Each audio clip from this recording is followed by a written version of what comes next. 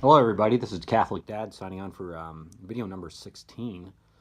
I think my new calling sign, I'm just going to keep changing hats every single time. That might be cool or uncool, but Catholic Dad has never claimed to be cool. So, today I want to talk to you about why government in the United States of America was supposed to be small, the legal basis for it, and the powers of Congress. This should be a quick video. Everybody here, if you want to know what the legal authority or realm of the ability, the powers of Congress are, and I'm talking powers of Congress in terms of federal government. You should read Article 1, Section 8 of the Constitution. It's the article that's titled Powers of Congress. And so it specifically enumerates, I think, 17 powers or something like that. And the powers are very limited and very narrow.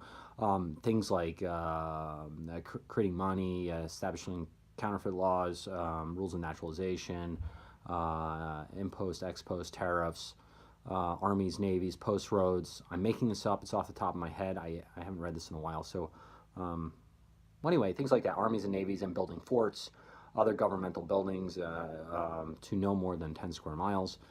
And then, and then it says anything, and then there's a necessary and proper clause at the end of it. And you should read this. Everybody should sit down and read it. It's literally half a page long.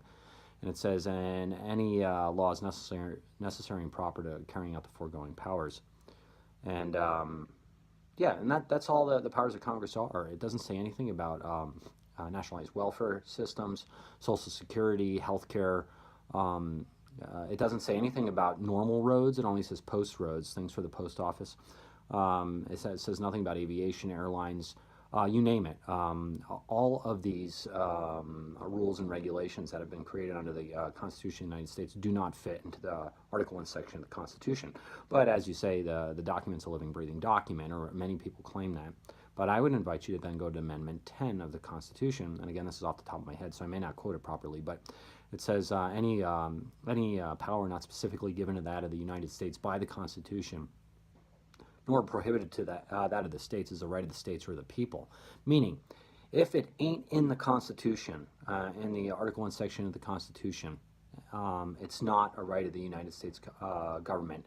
But if it's not prohibited to the states or the people, it's a state's right or a people right. And that's most things. Most things are designed to be states' rights, small local authority. Most things are not designed to be on the federal level. But as you can say, as you can see, as the country's grown over time and we've globalized and we've become bigger and bigger and bigger, and we've instituted new taxes such as income tax and so on and so forth, a lot of those powers that used to be states' rights elevated to the level of federal level, and that's a problem. Now, why is that a problem? There's a very strong Catholic doctrine called subsidiarity, the principle of subsidiarity. This is something we should all exercise in all of our lives, but I'll give it to you very quickly.